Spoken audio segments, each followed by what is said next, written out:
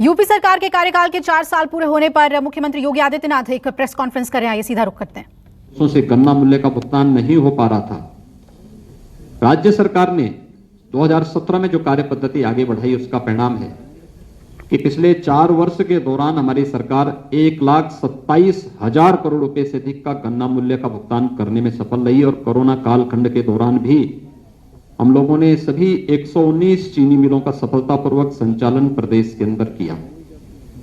ये वे कार्य हैं जिसके माध्यम से प्रदेश सरकार व्यापक परिवर्तन करने में प्रदेश के अंदर सफल रही और उसका परिणाम हर एक क्षेत्र में देखने को प्राप्त हुआ।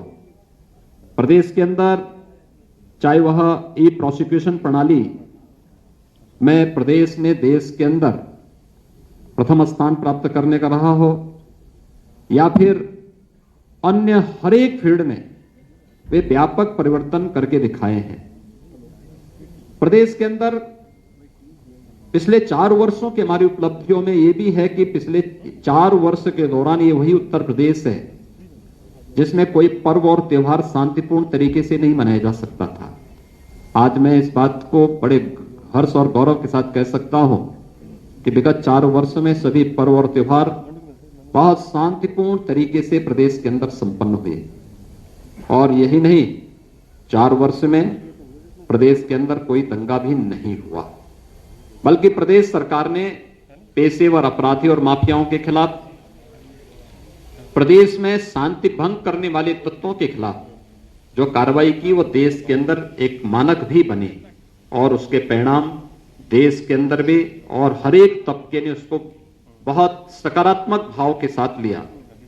और आज उसका परिणाम है कि प्रदेश के बारे में लोगों के मन में एक धारणा बदली। आज प्रदेश व्यापक निवेश की उन संभावना का एक सबसे अच्छे गंतव्य के रूप में बना है, जहां पर पहले कोई आना नहीं चाहता था, असुरक्षा का भाव था, दंगों के कारण संपत्ति की क्षति का भय होता था। आज उसे इस बात का भय नहीं है।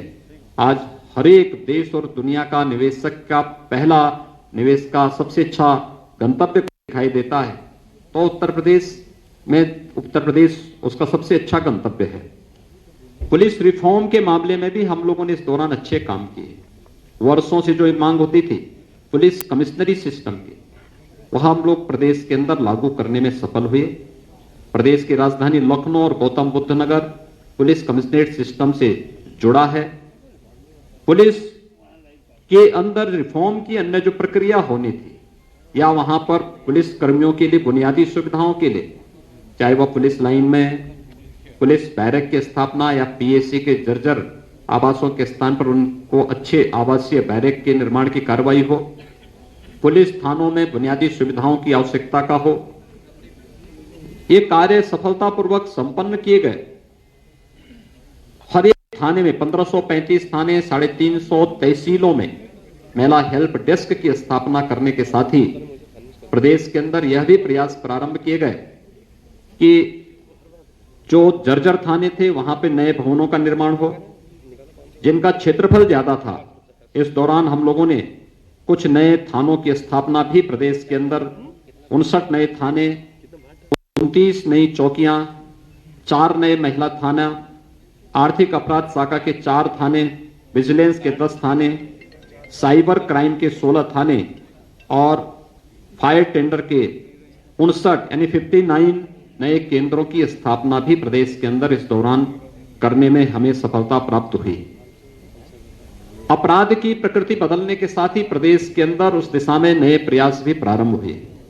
खासतौर पर 18 जो हमारे रेंज हैं, इन सभी 18 रेंज में नई विधि विज्ञान प्रयोगशालाओं की स्थापना की कार्रवाई को भी प्रदेश सरकार ने तेजी के साथ आगे बढ़ाने का कार्य किया।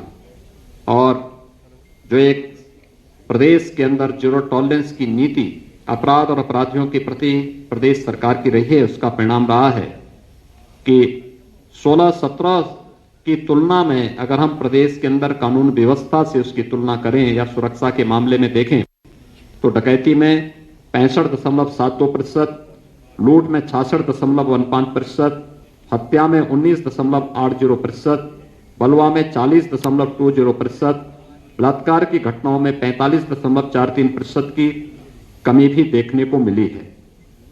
प्रदेश ने इस दौरान तमाम अन्य कार्यक्रम, महिला सुरक्षा के बारे में जो मैंने पहले महिला हेल्प डेस्क की बात की, इसके अलावा 18 जो हमारे पुलिस परिक्षेत्रीय कार्यालय हैं वहां पर महिला साइबर क्राइम सेल की स्थापना, 18 परिक्षेत्र जनपदों में थाने के समकक्ष एक महिला पुलिस चौकी परामर्श केंद्रों की स्थापना भी इस दौरान यहां पर संपन्न की गई। प्रदेश के अंदर कृषि विज्ञान केंद्र, किसानों को आधुनिक तकनीक के साथ जोड़ने के लिए 20 नए कृषि विज्ञान केंद्रों की स्थापना प्रदेश के अंदर इस दौरान स्थापित की गई। प्रधानमंत्री कृषि सिंचाई योजना के माध्यम से प्रदेश के अंदर वर्षों से लंबित यानी दशकों से लंबित जो कृषि की सिंचाई की परियोजनाएं थी, बाणसागर की परियोजना 4.5 दशक से लंबित पड़ी हुई थी। सरकार आने के बाद इस प्रकार की इन सभी परियोजनाओं को पूरा किया गया। 11 सिंचाई की परियोजनाएं अब तक प्रदेश के अंदर जो दशकों से वर्षों से लंबित पड़ी हुई थी उन्हें पूरा करने में हमें सफलता प्राप्त हुई, जिसके कारण प्रदेश के अंदर 2.21 लाख हेक्टेयर अतिरिक्त सिंचाई की सुविधा उपलब्ध हुई और 2,33,000 से अधिक किसान इससे लाभान्वित हुए।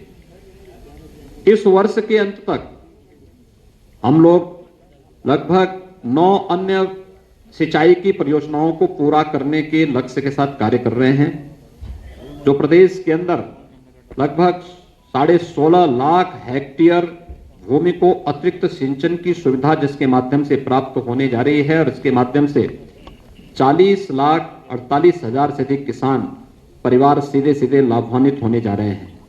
प्रदेश के अंदर किसानों के हितों के लिए इस दौरान अन्य अनेक कदम उठाए गए, खासतौर पर जहां पर उन्हें लाइसेंस फ्री व्यवस्था देने की आवश्यकता थी। खांडसारी उद्योग में लाइसेंस की स्वीकृति की प्रक्रिया को सरलीकरण करने और उसे निःशुल्क लाइसेंस उपलब्ध कराने की कार्रवाई की। 267 नए ऐसे लाइसेंस इस दौरान उपलब्ध करवाए गए।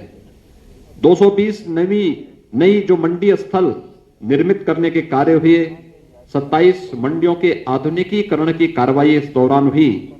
291 ई नाम मंडी की स्थापना के साथ 87 लाख किसानों और 84,000 व्यवसायियों को इसके साथ जोड़ने में हमें सफलता भी प्राप्त हुई और साथ साथ मंडी शुल्क को भी 1% कम करने के का कार्य भी इस दौरान किसानों के हित को ध्यान में रख करके और प्रदेश के हित को ध्यान में रख करके प्रदेश सरकार ने यहां पर किया।